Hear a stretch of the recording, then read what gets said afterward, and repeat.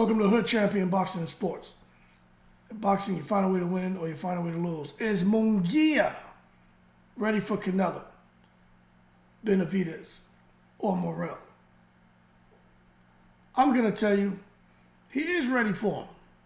Doesn't mean he's going to win, but he's ready. This man is, a few fights away from being 50-0 with a whole bunch of knockouts. Now people are sitting there questioning the opponents he faced. Don't want to give him credit for those wins, and I get it.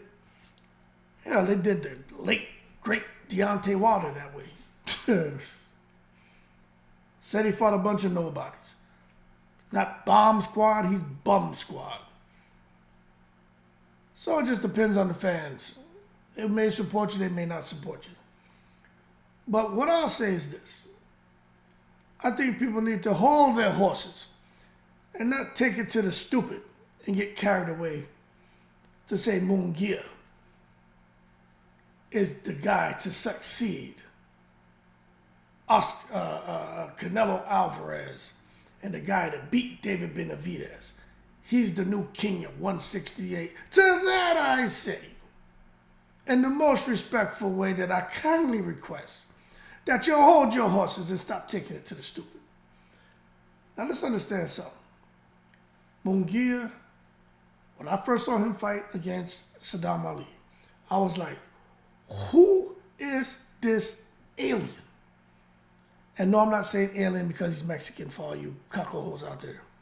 Because that's just what I felt. I felt he was an alien. He looked weird, and he was huge for the weight class, and he destroyed Saddam Ali. And I was like, this man can't be from this planet. He's a goddamn alien. He must have come down here from Pluto or Jupiter or somewhere. I don't know where the hell they found him. So bottom line, Oscar De La Hoya set up Saddam Ali to get clipped. It is what it is. That's what he did. But after that, we start watching Munguia. And Munguia just kept winning and winning, fan-pleasing style. But he was very hittable, very vulnerable. He hooked up with Eric Morales. They made some changes. He looked more defensively responsible, but still was, an offensive fighter because, Eric,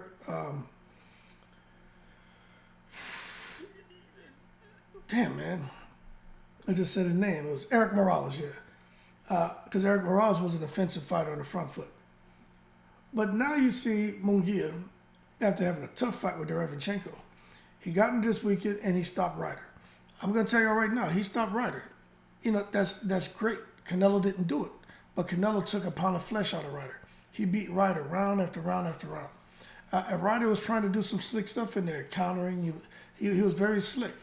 But the problem is Ryder just didn't have enough ammunition to keep Munguia off. And I think Ryder was probably, 1/3 of what he was when he fought Canelo. Because Canelo beat it out of him.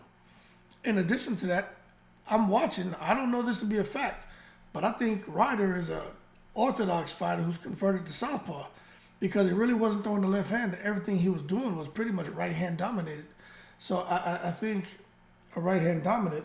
So I truly think that with Ryder, he's a one-handed fighter. But nonetheless, with Munguia underneath Freddy Roach, you saw that he was, placing his punches better. He wasn't just being so reckless. But what I will tell you is this. He looked like he was in between trainers, like he had just learned some new stuff because his punches weren't flowing like naturally. You could tell that he was thinking. He looked like a fighter who was into thinking. As a result, when he was punching, to me, he looked a bit more robotic than we've seen him look before. And look, I'm not saying this is a good or bad thing, but before he reminded me of Arturo Gatti in the sense that he was a free swinger. Like when Munguia came in the ring, you could tell that, I ain't going to say he wasn't thinking, but he was swinging freely. He was letting shots go. He didn't do that in this fight.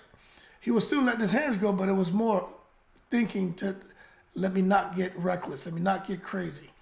And I think that helped him, but I think if he doesn't figure out what his fighting style is going to be, and if they try to put him in with Canelo next, I think Munguia has a chance to win, but I think he has a chance for him to get hurt badly and maybe knocked out.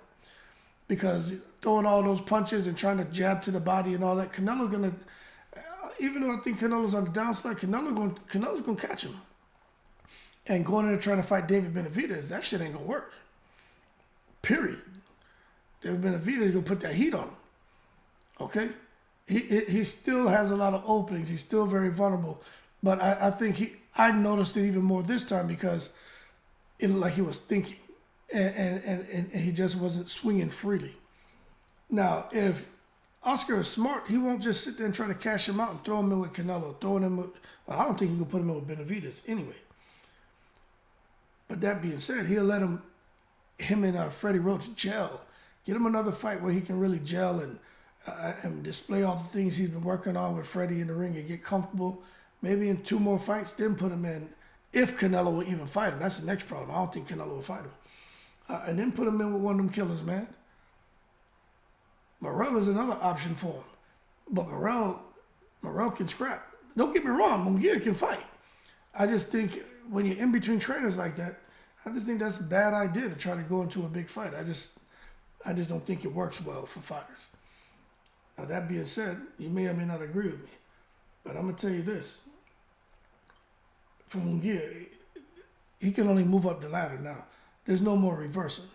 Like really, there's no more reversing for Munguia. He's got to keep moving up the ladder. Got to keep handling business. Because he's at a point now to where he can't sit here now and go fight a top 15 guy. He needs to be out here trying to clip Benavidez, clip Morrell, clip Canelo. Like he's there now. The whole Jamal Charlo Canelo fight. Look, you don't know what's going to happen in that fight, but I favor Canelo. But I think Jamal can put up a good representation of himself. But you just don't know what's going to happen. But I just think for Munguia, he needs to be looking at somebody at 168. That's a good name to keep moving forward. But that being said, that's the question. Is Munguia ready for Canelo? Is he ready for Benavidez? Is he ready for Morrell? I'd say with 40-something fights in the game, I think he's more than ready. But the problem is adapting and settling in with this new approach that Freddy Roach has brought to the table and to make sure he's comfortable, because you can't go in a fight with Canelo overthinking. You can't go in a fight with Benavidez overthinking. You can't even go in a fight with Morrell overthinking. They will tranquilize you. Canelo will just beat you down, but he may be able to tranquilize you if he lands cleanly. But Benavidez will definitely roll right over you, and Morrell will roll right over you.